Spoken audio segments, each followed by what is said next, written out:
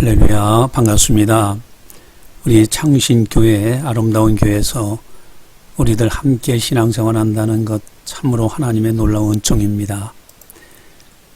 우리가 계속해서 성경 공부를 하고 있는데 구원의 확신 성경 공부입니다. 오늘은 제5계단인 칭의에 관해서 justification이라고 하는데 칭의, 의롭다 칭함을 받는 것에 관해서 공부하도록 하겠습니다. 먼저 용어에 대한 이해를 하도록 하겠습니다. 예수 그리스도를 영접한 자가 하나님께로부터 의롭다고 인정받는 하나님의 법정적 선언을 칭의라고 합니다. 이것을 정의한다면 예수 그리스도의 의를 기초로 하여 죄인에 대한 율법의 요구가 만족된 것을 선언하시는 하나님의 재판적 행위라 할 수 있습니다. 이 칭의는 죄인으로 정죄받았던 과거의 신분에 영향을 미치며 소극적으로는 죄에 대한 용서이지만 적극적으로는 하나님의 자녀가 되는 것이요 영생애의 자격이 주어지는 하나님의 선언적 행위인 것입니다. 이것을 쉽게 설명하면은 법원에서 판사가 재판을 합니다. 그런데 그 죄인이라고 끌려온 사람이 우리라고 가정을 해봅시다. 그리고 재판장은 하나님이시라고 할 때 우리들은 죄를 졌기 때문에 얼마나 두렵겠습니까? 그러나 예수 그리스도의 의를 기초로 하여라는 뜻은 예수님께서 우리의 죄값을 십자가에서 다 죽음으로써 지불하셨습니다. 그렇기 때문에 죄값이 지불돼서 더 이상 죄값을 요구할 이유가 없습니다. 이걸 예수 그리스도의 의라고 합니다. 그로 인해서 내가 예수님의 그 의, 즉 십자가에서 죄값을 지불하신 그 은혜로 말미암아 내 죄 문제는 이미 값을 치렀기 때문에 더 이상 재판장이 죄인이라고 선포하지 않습니다. 의인으로 선포합니다. 왜? 죄값을 지불했기 때문에. 아주 쉽게 비유를 제가 자주 드는데 예를 들면 어떤 사람이 수십억 빚을 졌다고 가정을 해봅시다. 이 사람이 갚을 능력이 없으면은 결국은 고소당하고 법원에서 판결로 감옥에 들어갈 수밖에 없을 것입니다. 그러나 돈 많은 사람이 와서 그 빚을 다 갚아줬다고 하면은 더 이상 감옥에 갈 이유도 없고 더 이상 재판받을 이유도 없게 되는 겁니다. 마찬가지로 우리 죄는 엄청난데 이 죄값, 죄에 대한 형벌을 요구하는 율법, 그 율법의 요구가 예수님의 십자가에서 다 값을 지불한 겁니다. 죄값을 지불한 거예요. 더 이상 물을 이유가 없는 겁니다. 그래서 의롭담을 받는 거, 이제는 용서받는 거, 그래서 죄가 없는 것으로 더 이상 감옥에 가지 않는 것처럼 하나님의 심판대 앞에서 지옥 가지 않는다, 그런 뜻이에요. 자, 그럼 예수 그리스도의 의에 대해서 조금 더 살펴보시면은 예수 그리스도의 의는 죄가 전혀 없으신 하나님은 의로운 분이십니다. 하나님은 죄인들을 그 죄와 죄의 결과인 죽음의 형벌에서 구원하신 후에 그분의 아들이신 예수 그리스도의 대속 죽음이라는 방법으로 하나님의 의를 인간에게 베푸셨고, 예수 그리스도는 성부 하나님의 모든 뜻을 십자가의 희생이라는 방법으로 이루셨습니다. 이것이 바로 하나님의 뜻을 만족시키고 죄인된 우리에게 베푸신 예수 그리스도의 의입니다. 자, 이 말씀이 조금 이해하기 어려울 것 같은데, 근데 쉽게 생각하면 그렇습니다. 대속이라는 말은 대신 갚아줬다는 겁니다. 예를 들어서 법을 어기면은 예를 들어 징역 몇 년, 또 아니면 벌금 얼마 이렇게 판단을 하지 않습니까? 재판하지 않습니까?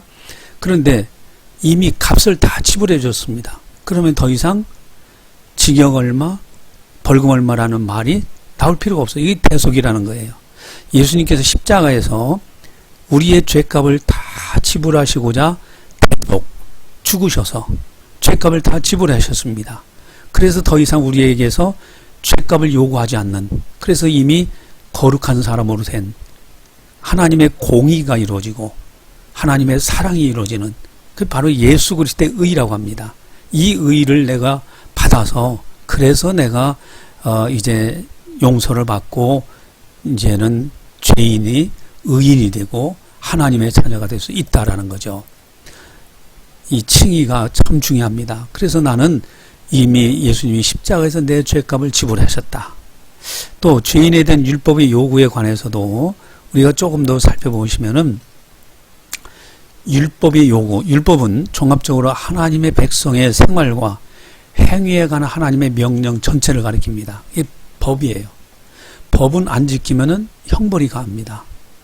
구약의 유대인들은 이 율법을 지키는 것으로서 여호와 하나님에 대한 그들의 신앙심을 나타냈습니다. 그러나 율법을 지킴으로 의롭다함을 얻은 자는 아무도 없습니다. 율법을 다 지켰다고 말할 수가 없어요. 태어나서 지금까지 살아오는 가정에서 거짓말 한 번도 안 한 사람이 있을까요? 없어요. 결국 율법을 다 범죄해서 이걸 지킬 수가 없어요. 왜냐하면 죄로 출발한 인간의 행위가 거룩하고 의로우신 하나님의 요구를 만족시킬 수 없었기 때문입니다. 그러므로 율법은 율법의 가르침을 통하여 죄인에게 다음과 같이 요구합니다. 첫째, 인간은 하나님 앞에 모두가 죄인인 것을 드러나게 합니다. 그렇죠. 율법을 다 지킨 사람이 없기 때문에 한 가지 법이라도 지키지 않으면 죄인이 되는 겁니다. 둘째로 그 죄의 결과는 오직 죽음뿐입니다. 형벌을 받아야 돼요. 죄는 형벌, 죽음 아니면 해결할 길이 없습니다. 왜? 오른손이 죄를 짓는다? 잘라버려요. 왼손이 죄를 짓는다? 잘라버려요. 입술로 죄를 짓는다? 봉합니다. 그럼 안 질 것 같아요? 마음으로, 생각으로 다 죄를 져요. 죽어야만 죄를 지지 않습니다.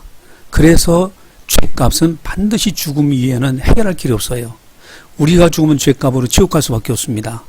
그래서 죄 없으신 하나님 아들, 그분이 우리의 죄를 짊어지고 값을 죽음으로써 십자가에서 지불하신 거예요. 그래서 우리가 용서받는 거죠. 셋째로 인간이 그 죄와 형벌에서 벗어나는 유일한 길은 오직 예수 그리스도 한 분뿐임을 알려주어 그 길을 따르라고 요구합니다. 율법이 우리를 그리스도께로 인도하는 몽학 선생이 되어, 그러니까 몽학 선생, 어린 학생들을 가리키는 선생이라는 뜻이죠. 우리가 율법으로 말미암아 내가 죄가 이렇게 많구나, 어떻게 하면 좋지? 하나님의 아들 예수님, 그분이 십자가에서 모든 죄값을 지불해, 우리 주님만이야말로 내 생명이요 내 모든 것이 됩니다. 이렇게 고백하고 주님을 찾게 되는 것이죠. 자, 율법에 이런 기능이 있습니다. 자, 그래서 우리는 이제는 칭의, 율법의 요구를, 죄값을 예수님이 십자가에서 다 지불하셔서 의롭다함을 받았습니다. 그럼 칭의에 관해서 어원적 의미를 오늘은 공부를 또 해보도록 하겠습니다. 어원적 의미. 구약 성경과 신약 성경의 용어가 좀 다른데 히츠트크라는 말이 있습니다. 구약 성경에. 이 용어는 불의한 죄인에 대하여 재판적 의미에서 의롭다고 선언하여 그 사람에게 의의 신분을 주시는 하나님의 법정적 무죄 선언입니다.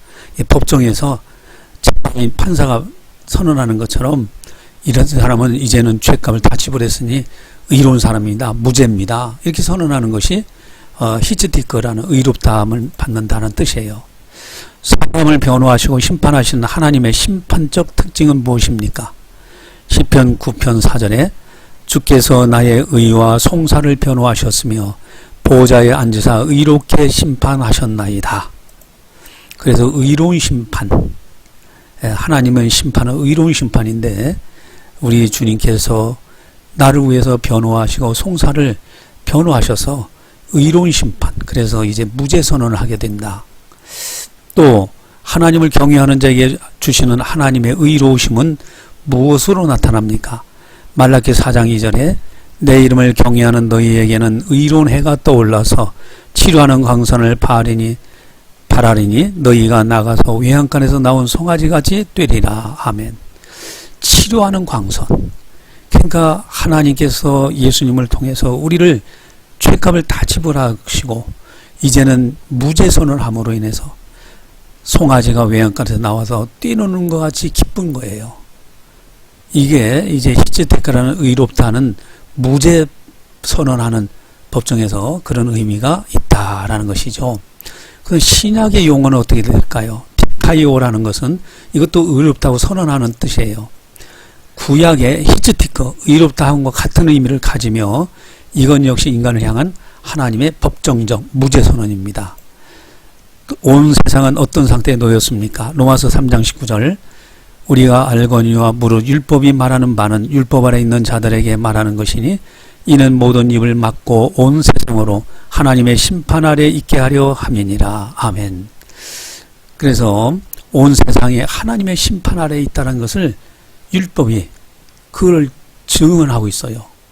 왜? 법에 하나만이라도 죄를 지으면 그건 죄인이 되기 때문에 다 죄 안 진 사람이 없어요. 하나님의 심판 아래 있는 것이죠. 의롭다 하시는 하나님의 재판적 선은 누구를 향한 것입니까? 로마서 3장 26절 곧 이때 자기의 의로우심을 나타내사 자기도 의로우시며 또한 예수 믿는 자를 의롭다 하려 하심이니라. 아멘. 예수 믿는 자들을 의롭다 하려고, 그래서 죄값을 반드시 하나님은 공의 하나님이시기 때문에 지불하셔야 돼요. 반드시 죄값은 받아야 돼요. 근데 우리 인간이 죄값을 받으면 지옥 갈 수밖에 없기 때문에 죄 없으신 하나님의 아들 예수님이 대신 구약시대는 어린 양, 또 염소, 소, 이런 비둘기, 이런 제물이 대신 인간의 죄값을 짊어지고 죽음으로써 값을 치르던 것처럼 신약에서는 이제 예수님을 통해서, 의로우신 예수님, 하나님의 아들 예수님을 통해서 죄 문제를 깨끗하게 해결하셔서 우리는 이제 무죄 선언을 받게 되는 것이죠. 자, 로마서 5장 8절에 죄인을 의롭다고 하시는 하나님의 선언은 그리스도께서 우리를 위하여 어떻게 하나님께서 우리에게 대한 뭐를 확정하신 것입니까? 로마서 5장 8절 우리가 아직 죄인 되었을 때 그리스도께서 우리를 위하여 죽으심으로 하나님께서 우리에게 대한 자기 사랑을 확정하셨느니라. 아멘. 죽으심으로 자기 사랑을, 그러니까 우리가 죄인인데 우리를 건지기 위해서 죄인을 위해서 대신 죽는다?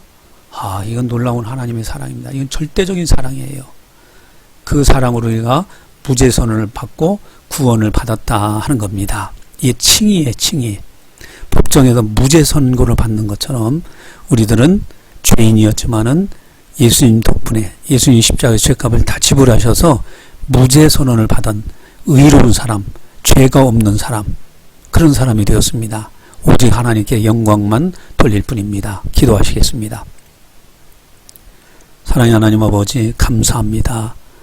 저희들을 사랑해 주시고 영적인 진리를 깨닫게 하시고 하나님은 누구신가, 예수님은 누구신가를 밝히 알고 진리 안에서 참보고만 해서 예수님이 십자가에서 우리의 죄값을 다 지불하심으로 법정에서 죄인이었던 우리들을 무죄 선언해서 이제는 깨끗하게 용서하시고 의롭담을 입고 이제는 예수 그리스도의 그 의로 말미암아 우리가 거룩한 백성이요 하나님의 자녀가 되었고 천국 백성이 되었다는 거 너무너무 감사를 드립니다.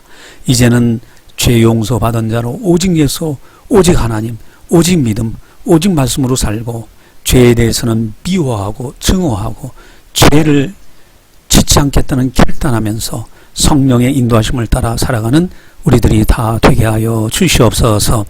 이제 법정에서 심판자 되시는 하나님께서 무죄를 선언해 주신 것처럼 우리가 무죄를 선언받아 이제는 거룩한 백성이 되었사오니 거룩한 나라 저 아름다운 천국에 들어가는 것을 알고 이 땅에서도 주님만을 바라보며 거룩한 길, 의로운 길, 선한 길을 걸어가는 우리들이 다 되게 하여 주시옵소서.